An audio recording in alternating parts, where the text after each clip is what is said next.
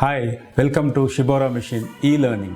108 tips for successful injection molding. I am C. Somaskandan, Head Application Engineering, Shibaura Machines India Private Limited.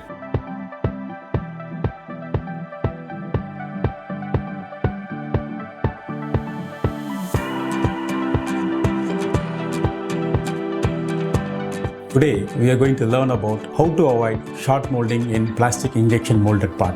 What is short molding? Short molding is an incomplete filling in a molded part. It comes in any component in a mold, which can be avoided by fine-tuning various processes. Let us understand the factors creating the short molding in plastic injection molding machine.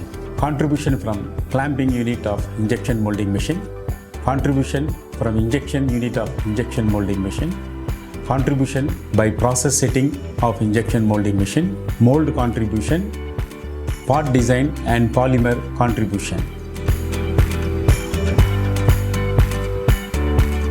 In an injection molded part, the machine, the mold, the polymer and the right design of part leads for defect-free molded part. Let's learn what way a polymer selection and part design contributes in avoiding short molding during injection. When a part is designed, a thinner section near the gate point or a thicker section far away from the gate point leads for short molding.